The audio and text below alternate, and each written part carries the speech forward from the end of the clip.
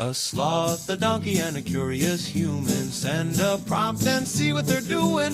One hits record with a question on his mind. Two brothers pick it up, see what they find. Corn takes his time, Herman's got the facts. Back and forth, they never hold back. My weird prompts, come on in, that's where we begin. My weird prompts, glad you're here. This episode was generated using artificial intelligence. Please verify facts. You know, Corn, this whole show runs on GPU compute, and we wouldn't be here without Modal. Seriously. And that's what powers all our text-to-speech. Everything you're hearing right now. They're an AI infrastructure platform. Developers use them to run GPU workloads in the cloud with zero infrastructure headaches. If you're building anything with AI, check them out. Modal.com. Imagine you are on a container ship in the middle of the North Atlantic. It is 3 a.m. The swells are 30 feet high, and suddenly the hull breaches. The ship is listing 45 degrees. You have seconds to get to a life raft. In the chaos, a small device the size of a coffee mug brackets itself off the mounting, hits the water, and begins to blink. That tiny piece of plastic is now the only thing connecting you to the rest of the human race. It is the ultimate insurance policy. Whether it is that sailor, a bush pilot in Alaska, or a hiker lost in the Sierras, they are all betting their lives on the physics of radio propagation and a multi-billion-dollar satellite network. I am Herman Poppleberry, and today we are diving deep into the world of emergency beacons. Today's prompt from Daniel is about EPIRBs, PLBs, and the evolution of distress signaling, including the high-stakes world of military combat rescue. It is a heavy topic, but a fascinating one from an engineering perspective. And just a quick heads up for everyone listening. Today's script and research are powered by Google Gemini 1.5 Flash.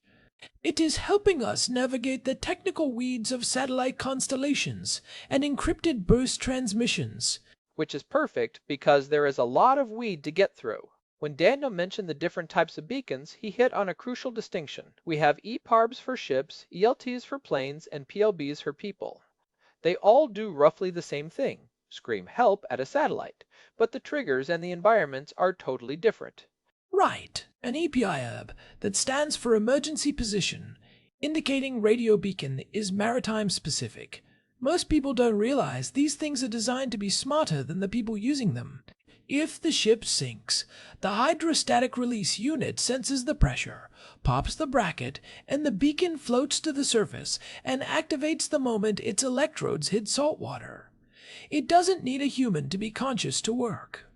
But wait, how does that hydrostatic release actually work? Is it a mechanical trigger or electronic?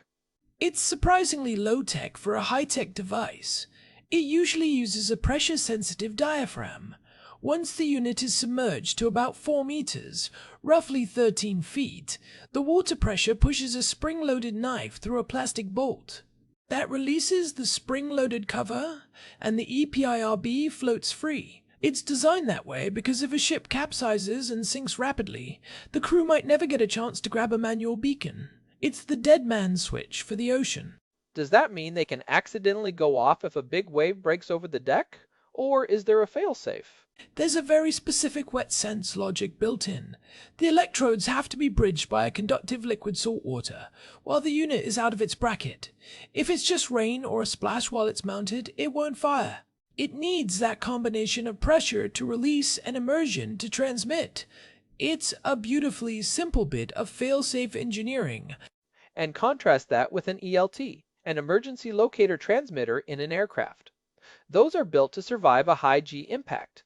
They have internal G switches that trigger when the plane hits the ground or water with a certain force. Then you have the PLB, the personal locator beacon, which is what you'd carry in your backpack. Those are strictly manual. You have to flip the switch and deploy the antenna yourself. The ELT G switch is actually a bit controversial in aviation circles, isn't it? I've heard they have a surprisingly high failure rate in actual crashes. They do. If the impact isn't sharp enough, or if the antenna is sheared off during the tumble, the signal never gets out. That's why many pilots now carry a PLB on their flight vest as a backup. It's the human-centric redundancy. But it is interesting because for a long time these things were, well, they were a bit dumb, weren't they? If you go back a few decades, it was all analog. It was incredibly primitive compared to what we have now. From the 1950s up until about 2009, the standard was 121.5 MHz for civilian use and 243 MHz for military. These were analog warble tones. If you ever listened to them on a radio, it just sounded like a descending siren. The problem was that these signals carried zero information. So, if a satellite picked up a 121.5 signal, it knew someone's was in trouble, but it didn't know who or where's exactly? Precisely. The satellite had to use the Doppler shift, the change in frequency as it passed over the beacon, to estimate a location. Think about a fire truck siren passing you by. The pitch drops as it moves away. By measuring that precise shift from orbit, the system could calculate where on Earth the transmitter was. But it was like trying to find a needle in a haystack using a magnet that only worked half the time. The search area could be hundreds of square miles, and the false alarm rate was astronomical. We are talking about 98% of signals being false alarms. A toaster oven with a bad shield or a malfunctioning garage door opener could trigger a SAR mission. 98%? That's insane. How did they even decide which signals to follow if almost all of them were noise? They had to look for persistence. If a signal stayed active for multiple satellite passes, they'd start to take it seriously. But that delay could be hours. If you were in a life raft in freezing water, hours was a death sentence. That is why the shift to 406 MHz was such a massive leap. That happened in 2009, right? When they officially turned off the satellite processing for the old analog signals. That was the hard cutoff. The move to 406 MHz changed everything because it shifted from analog to digital. Now, when a beacon triggers, it sends a 2088-bit digital message. That message contains a unique 15-digit hexadecimal identification code. And that hex code is the key to everything. It's essentially a digital fingerprint. When you buy a beacon, you are legally required to register that code in a national database. And what happens if you sell your boat or your beacon? Does the new owner have to re-register it, or does the ID stay with the device? It stays with the device, but the registration must be updated. If I sell you my PLB and you trigger it in the mountains, the Coast Guard is going to call my wife. She'll tell them I'm sitting on the couch watching football, and they might dismiss your actual emergency as a false alarm. That's why the database is so critical. So the Rescue Coordination Center isn't just looking for a ping. They see an ID that links back to a registration database. They know it is the SS, Herman. They know your wife's phone number, they know what kind of life rafts you have on board, and they know your blood type before they even launch the helicopter. Imagine the dispatcher screen. Instead of a blinking red dot in the middle of the Pacific, they get a profile. This is a 42-foot sailboat, blue hull, 2 occupants, carrying a 4-person Winslow raft. That context tells the rescuers exactly what gear to bring. If the registration says you have a life raft, they look for a raft. If it says you don't, they look for heads bobbing in the water. It turns the search, part of search and rescue, into mostly rescue. And the 406 MHz frequency was chosen very specifically for its ability to penetrate the atmosphere and its stability. But the real magic is the Cospas-Sarsat network. That is the international satellite system that listens for these signals. It is one of the coolest examples of global cooperation you'll ever find. It started during the Cold War, a joint effort between the US, Canada, France, and the Soviet Union. It is amazing how saving lives is the one thing that can get the Soviets and the Americans to share a satellite link in the 80s. So, how does that constellation actually look today? Because I know it is not just one group of satellites. It is a 3-layered cake now. First, you have LEOSAR, Low Earth Orbit Search and Rescue. These are satellites orbiting the poles at about 500 miles up. Because they are moving fast and are relatively low, they are great at using that Doppler shift I mentioned to calculate a position if the beacon doesn't have GPS. But there's a catch. Because they're in a low orbit, they only see a small slice of the Earth at any one time.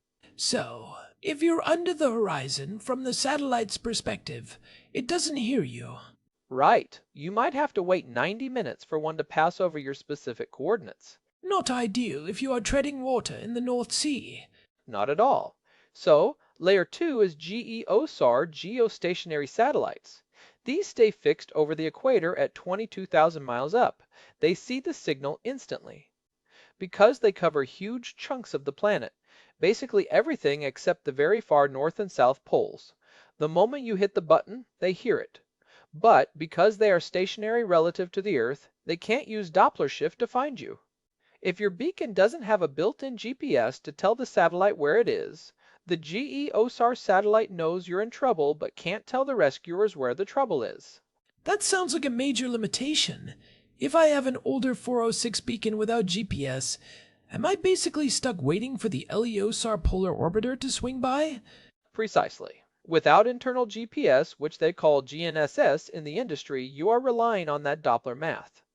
The GEOSAR sees your scream immediately, which alerts the authorities that something is wrong, but they have to wait for a LEOSAR satellite to fly over you to get a coordinate. That could take an hour or more. That's why modern beacons with integrated GPS are such a game changer. They include your coordinates in that 288-bit digital burst. I see. So the GEOSAR acts like a giant ear that says, hey, someone is screaming, but it's the ELTs that acts like a set of eyes that pinpoints the location. But you mentioned a third layer. This is the next-gen stuff, MEOSAR. Medium Earth Orbit. This is where the world is moving. Instead of dedicated SAR satellites, they are putting SAR repeaters on the navigation constellations. The GPS satellites, the European Galileo satellites, and the Russian GLONASS satellites. They sit at about 12,000 to 14,000 miles up. And since there are dozens of those satellites, the coverage must be incredible. It's transformative. Because there are so many of them, dozens, you almost always have multiple satellites in view at once. And if you have multiple satellites seeing the same signal, you can use trilateration, right? Like how a GPS receiver works, but in reverse. It's called time difference of arrival and frequency difference of arrival. With MEOSAR, the system can calculate your position to within 100 meters in a matter of minutes, even if your beacon doesn't have its own GPS. It has fundamentally solved the waiting for a satellite problem. The golden hour in rescue, that first 60 minutes where your chances of survival are highest, is much easier to hit now. You know, what I find wild is that for all this high-tech satellite stuff, the beacon itself still has to be incredibly rugged. I was reading about the battery requirements. These things have to sit in a bracket for 5 to 10 years, then work perfectly in minus 20 degrees Celsius for 48 hours straight. The battery chemistry is intense. They usually use lithium manganese dioxide batteries. They have to have an incredible shelf life and be able to provide a high current burst. Think about the physics there. You have a battery that hasn't been touched in 7 years, sitting in a salty, humid, vibrating environment. Suddenly, it has to wake up and blast a 5-watt signal every 50 seconds. 5 watts doesn't sound like much. It's less than a standard nightlight bulb. But when you're talking to a satellite 800 or 12,000 miles away, it requires very precise engineering. It's all about the link budget. The beacon has to be efficient enough to not drain the battery in 10 minutes, but powerful enough to punch through a storm. And it's not just talking to the satellite anymore. Daniel's prompt mentioned how things have developed, and I saw something about return link service. This sounds like a psychological game changer for someone waiting for rescue. It really is. This is primarily a feature of the Galileo constellation. In the past, you hit the button and you just hoped. You had no idea if the signal got out. You're sitting in the dark, in a storm, wondering if anyone is coming. It's a terrifying psychological state. With return link service, the satellite sends a signal back to your beacon. A little blue light turns on that basically says, "We hear you. The authorities have been notified." That's like the read receipt on a text message, but for your life. I can't imagine the relief that light brings. It is the difference between feeling like you're shouting into a void and knowing a clock has started. It reduces the panic, which in turn reduces the likelihood of the survivor making a desperate, fatal mistake, like trying to swim for a distant shore when they should stay with the vessel. Is that service available on all beacons now, or just the newest ones? Only the newest ones that are compatible with the Galileo network. It actually requires a specialized chipset to receive that handshake from the satellite. If you have an older EPIRB, it's still a one-way street. But moving forward, it's becoming the industry standard. And on the maritime side, they've added AIS, the Automatic Identification System. Modern EPIRBs don't just talk to satellites, they broadcast on the VHF frequencies that every commercial ship uses for navigation. So if you sink, and there is a tanker 5 miles away, your distress signal shows up directly on their radar screen as a SART or Search and Rescue Transmitter icon. Wait, so the tanker doesn't even need to be listening to a distress frequency? It just pops up on their bridge display? It's an overlay on their electronic charts. A big red circle with an X through it appears. The tanker can turn around and pick you up before the Coast Guard even gets their engines warm. It's a localized safety net that complements the global one. That is a great example of redundancy. But let's pivot a bit, because Daniel brought up a really interesting angle, the military side. Everything we've talked about so far, 406 megahertz, being as loud as possible, broadcasting your ID to the world, that is exactly what you don't want if you're a pilot who just ejected over hostile territory.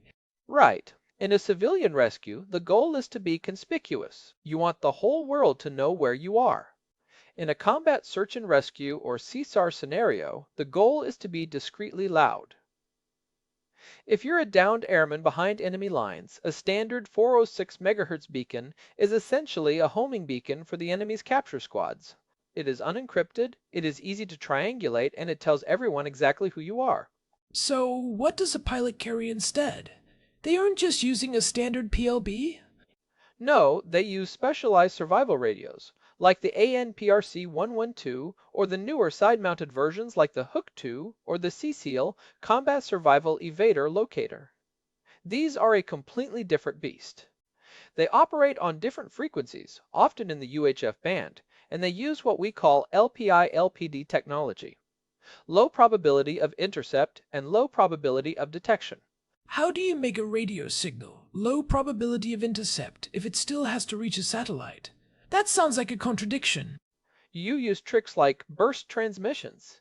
Instead of a steady pulse every 50 seconds, the radio waits for a specific window and then fires off all its data in a tiny fraction of a second. We're talking milliseconds.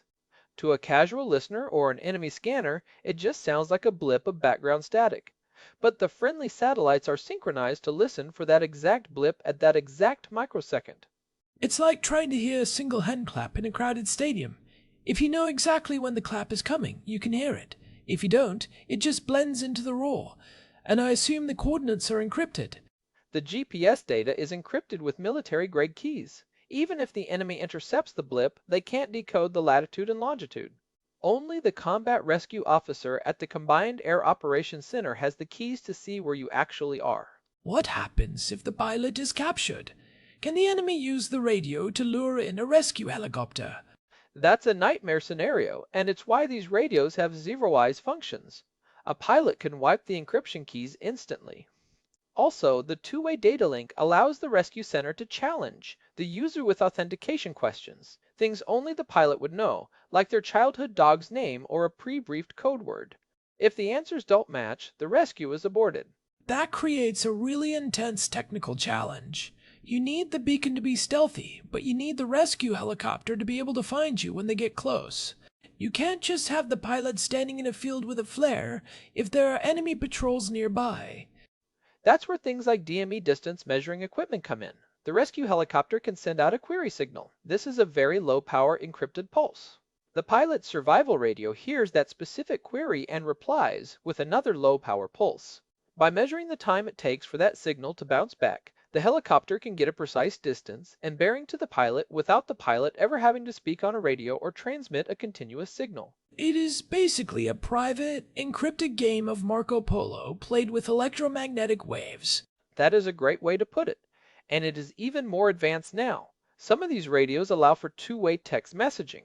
Think about it. If you're hiding in a bush 50 yards from an enemy road, you cannot talk into a radio. Even a whisper could give you away. But you can type "leg broken, hiding in ravine north of bridge" and send it as an encrypted burst. It gives the rescue team the ground truth. They need to plan the extraction without alerting anyone else. How does the radio handle the antenna in that situation? If you're under a canopy or hiding in a cave, doesn't that block the signal? It's a major issue. Many of these units have a remote antenna that can be snaked up a tree or through brush while the pilot stays hidden. But the real tech is in the waveform. They use spread spectrum technology, where the signal is spread across a wide range of frequencies. This makes it much harder to jam. If the enemy tries to jam one frequency, the data is still getting through on the others.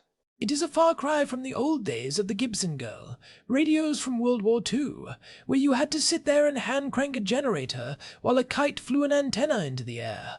Talk about high probability of intercept. Oh, the Gibson Girl was a death trap in a modern combat zone. It was bright yellow and required the survivor to stay in one place and work a crank. But back then, the technology just wasn't there.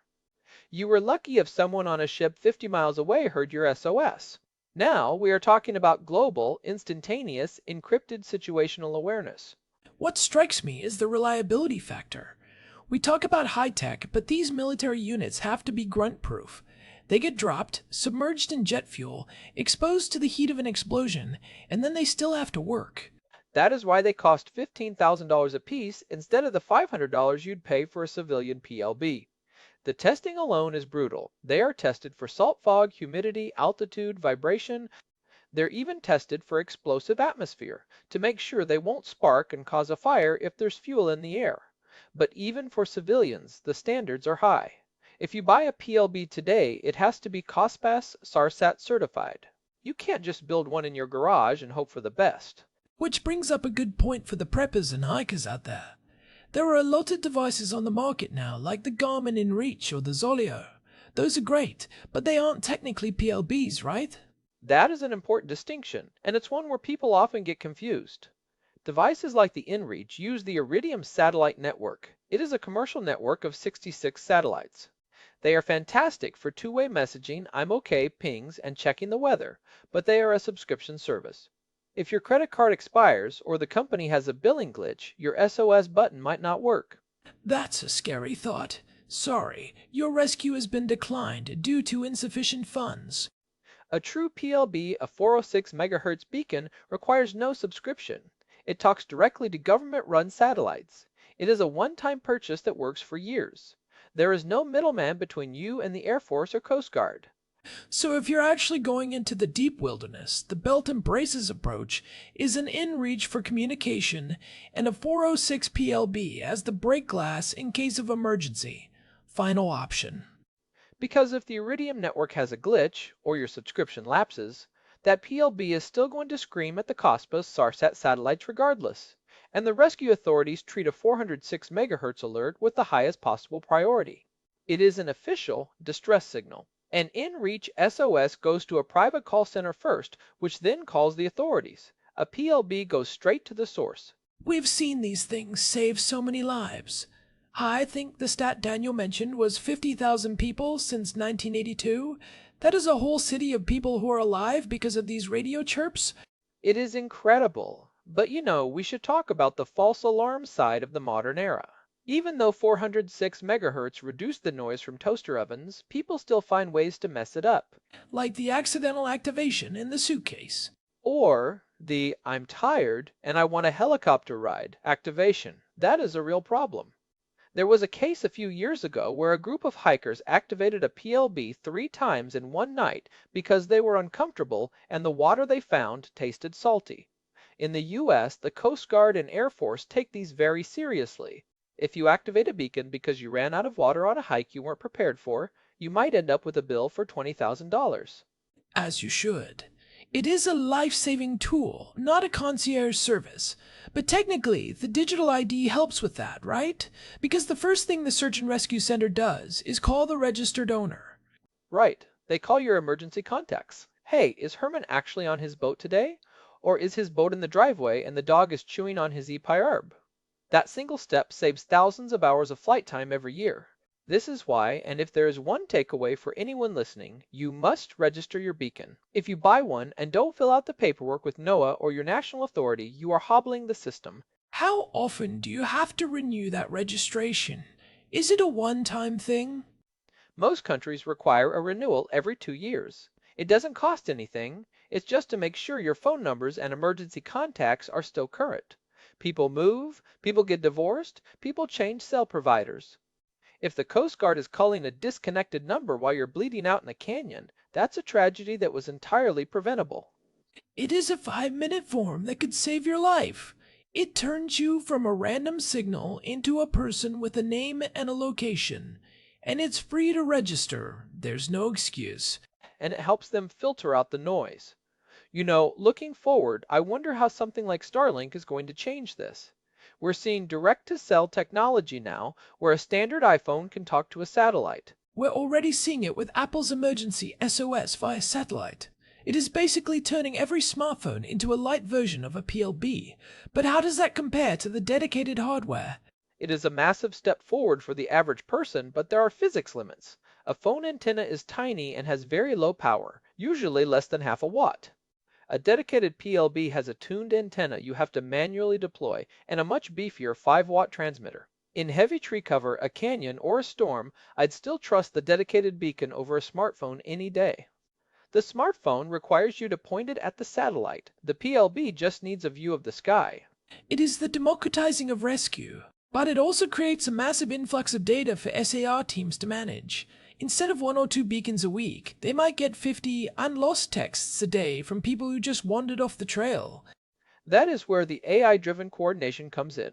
You need systems that can parse those messages, check them against weather data and terrain maps, and prioritize who is actually in a life-threatening situation. The future of SAR isn't just better satellites, it's better data management. Speaking of future tech, is there any work being done on smart beacons that can detect a crash automatically for hikers? Like the way a car detects an airbag deployment? There is some experimental stuff with accelerometers and fall detection, similar to what you see in smartwatches, but the challenge is the false alarm rate. If you drop your backpack while scrambling over rocks, you don't want a Black Hawk helicopter showing up 10 minutes later. For now, the human in the loop. For PLBs is considered a feature, not a bug. It is a brave new world for the golden hour. But man, that military stealth stuff really sticks with me. The idea of a pilot having to be invisible while desperately trying to be seen by the right people. It is such a narrow technical tightrope. It really is. It is the ultimate game of electronic warfare, and it's a reminder that these technologies don't exist in a vacuum. They are shaped by the threats we face, whether those threats are a storm at sea or an enemy radar installation. Think about the burst technology again. It's essentially a way to hide a signal in time rather than space. And what about the future of the beacons themselves? Are they getting smaller? They are. We are seeing PLBs now that are the size of a deck of cards. Some are being integrated directly into life jackets. The goal is to make them so unobtrusive that you never have a reason not to have one on you. There's even talk of smart beacons that can monitor your heart rate or oxygen levels and transmit that data to the medics while they are still in the air. So the paramedic is already prepping the right dose of adrenaline before they even slide down the hoist. It's about closing the gap between the accident and the medical intervention. If they know the survivor is hypothermic based on a skin temp sensor in the beacon, they can bring specialized warming blankets right from the start. Well, I think we've covered a lot of ground here, from the warble of the 80s to encrypted burst transmissions and the MEOSAR revolution. It is a lot to process, but it's a rare example of technology being used purely for good. It is. It's a testament to human ingenuity. We've built a global net that catches people when they fall, no matter where on the planet they are. Whether you are in the middle of the Sahara or the South Pole, there is a satellite listening for your specific digital fingerprint. That is something worth being proud of. Definitely. We should probably wrap this up before I start getting all sentimental about radio waves. Laughs. Fair enough. Alright, let's hit the takeaways. If you are a boater, an aviator, or a serious hiker, what are the 3 things you need to know? First, understand the difference between a messaging device, like an inReach, and a life-saving beacon, like a 406 MHz PLB. Use both if you can, but don't rely on a subscription service for your final safety net. Second, register your beacon. I cannot stress this enough. If you don't register it, you are making the rescuers' jobs 10 times harder. And third, check your battery dates. These things are set it and forget it, but they don't last forever. A dead battery in a beacon is just a very expensive paperweight when you're in a life raft. And don't forget the test button. Most beacons have a self-test mode that checks the circuitry and battery without actually sending a distress signal to the satellite. Use it once a month. Good point. And for the tech nerds out there, just take a moment to appreciate the Mio-SAR constellation. It is a massive engineering feat that most people don't even know exists. It's essentially a global, high-speed emergency internet that only speaks one word: help. It is the invisible shield. Well, that's our deep dive for today. Big thanks to Daniel for the prompt. This was a great one. It really highlights how much the unseen infrastructure of our world matters. And thanks to our producer, Hilbert Flumingtop, for keeping us on track and making sure we didn't drift too far into the satellite orbital mechanics. And a huge thanks to Modal for providing the GPU credits that power this show. We couldn't do these deep dives into the technical weeds without that horsepower. This has been My Weird Prompts. If you enjoyed the show, please leave us a review on Apple Podcasts or wherever you're listening. It really helps the algorithm find more curious minds like yours. You can find all our episodes and show notes at myweirdprompts.com. We'll have some links there to the Cospas-Sarsat registration pages if you need to update your beacon info. Thanks for listening. We'll see you in the next one. Goodbye. This episode was produced using Google Gemini 3 Flash, text-to-speech by Chatterbox. Thanks for listening to our show, My Weird Prompts, where our thoughts go from slow to